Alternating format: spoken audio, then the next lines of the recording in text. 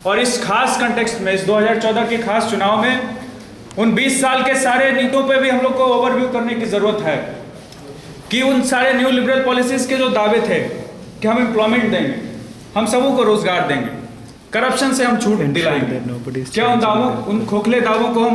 हम जिस बिना पे हम लोग, जिस कसौटी पे हम लोग कस रहे हैं, उन पे भी एक बात होने की ज़रूरत है।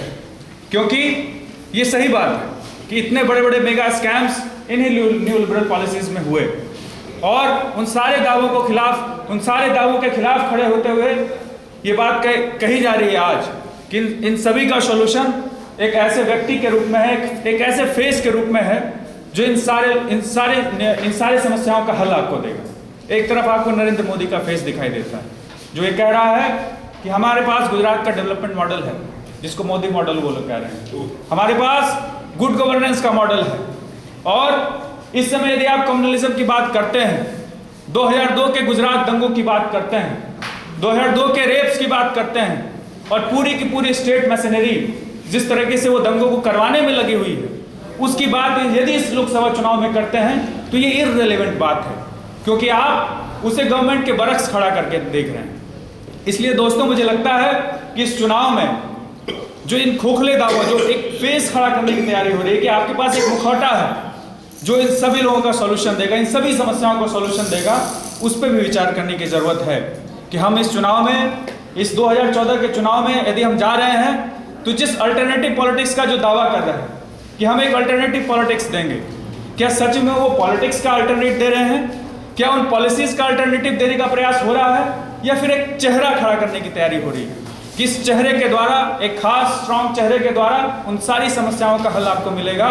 जो आप 2014 के इलेक्शन में आप देख सकते हैं। दूसरी तरफ दोस्तों, मैं पिछले लोकसभा चुनाव इलेक्शंस की बात भी कहना चाहूँगा कि जब एनडीए की हार हुई थी तो क्या वो कारण थे जिसके कारण एनडीए के गवर्नमेंट को रिजेक्शन मिला था। एक तो पहला था जिन्होंने वो बड़े पैमाने पे दिखाया था कि इंडिया साइन कर रहा है। ये खोखला दावा उस समय रिजेक्ट हुआ कि इंडिया साइन सच में नहीं कर रहा, और उन 2.5 लाख किसानों के ऊपर जो आत्महत्या कर चुके हैं उन पे, उनके मुंह पे तमाचा था कि इंडिया साइनिंग नहीं कर रहा, और लोगों ने उस समय रिजेक्ट किया था। और दूसरा, उस समय 2002 का गुजरात का दंगा, उस समय इस दोनों बैकड्रॉप में, इस दोनों पॉलिटिकल कंटेक्स्ट में वो चुनाव हुआ था और जनता ने जवाब दिया था, इसका रिजेक्शन है। लेकिन दोस्तों, हर चुनाव में जनता के एक जेन्युइन गुस्से को भुनाने की कोशिश की जाती है और इस चुनाव में वो दिख रहा है कि जनता के इस जेन्युइन गुस्से को,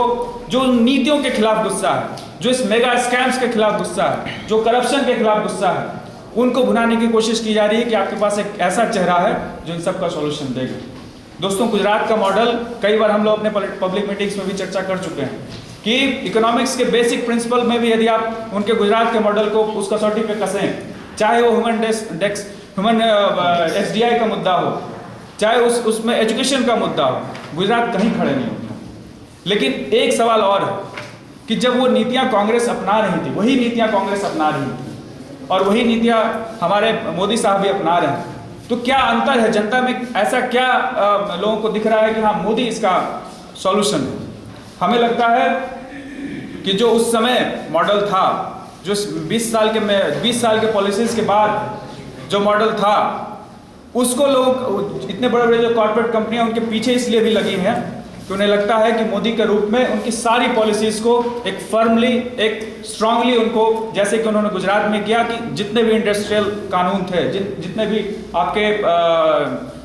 लेबर कानून थे, उनको बाकायदा ज़बरदस्ती वहाँ पे वायलेट करके जिस तरीके से वहाँ मॉडल उन्होंने लागू किया, इन सारे कॉर्पोरेट कंपनियों को ये लगता है कि मोदी के द्वारा ये वहाँ पे इम्प्लीमेंट हो सकता है। और आपको मालूम होगा कि दुनिया भर में APCO जो कंपनी है, एप्को कंपनी है, जो इस बारे में कुख्यात है कि जितने भी बड़े बड़े डिक्टेटर्स हुए हैं, उनका मेक ओवर करने के लिए वो पैसा लेती है और उनका मेक ओवर करती है, और मोदी के पीछे वो APCO कंपनी है। आपको मालूम है, आप एक कमेंट करके देखिए फेसबुक में, हजारों कमेंट्स उनके खिलाफ खड़े हो जाएंगे, मोदी के खिलाफ एक कमेंट आप करके देखिए, ये पूरी कंपनीज लगे हुए उनके मेक ओवर करने। तो मोदी को क्या जरूरत पड़ती है कि अपने फेस को मेक ओवर करने की? इसका मतलब एक ही बात है कि उनके सारी नीतियों को भूल जाओ, उनके सारे न्यू लिबरल पॉलिसीज़ को भूल जाओ और एक ऐसा फेस खड़ा करो और आपके सामने एक ऐसा मॉडल, माने हेट्रेड का मॉडल खड़ा करो कि ये लोग विकास के विरोधी हैं। मुजफ्फरनगर दंगे में आप लोगों ने देखा कि किस तरीके से जब मैंने आप सारे नरेंद्र मोदी के आप इंटरव्यूज़ को आप देख लीजिए, उनसे जब पूछा गया कि गुजरात दंगे पे क्या आप अफसोस जताएंगे, बोलेंगे कार्ड के नीचे तो बहुत सारे पपीज़ आ जाते हैं, कुत्ते के पिल्ले आ जाते हैं, क्या उसके लिए आप अफसोस करते हैं? इस तरह के कमेंट्स उनके सारे आप इंटरव्यूज़ उठा दें, वो आपको लिटमस टेस्ट देगा। उन्होंने एक मीटिंग्स में कहा कि जब लाल बहादुर शास्त्री के समय ग्रीन रेवोल्यूशन हुआ था और अभी जो यूपीए सरकार है वो पिंक रेवोल्यूशन कर रही है। पिंक रेवोल्यूशन का मतलब क्या था कि ये जो मीट का व्यापार है उसको बढ़ावा दे रही है, उनको सब्सिडीज दे रही है। ये कौन लोग करते हैं? उनके सारे मेटाफर्स में, सारे उनके भाषण में एक छिपे तौर पे ये बिल्कुल रहता है कि उन लोगों ने वो उन राजनीति को भुला नहीं दिया है। भले आम जनता को कह रहे हैं कि आप लोग इन सभी कम्युनल पॉलिटिक्स को भुला दीजिए, कम्युनलिज्म को भुला दीजिए और डेवलपमेंट का मुद्दा आप सामने रखिए, लेकिन क्या उन शक्तियों ने, उन दक्षिणपंथी शक्तियों ने इन मॉडल को भुला दिया? कतई नहीं। वो खास तौर पे हर एक मीटिंग्स में, हर एक भाषण में और खासकर उनकी जो ट्रेनिंग है उनमें वो लगातार असर्ट करते रहे हैं कि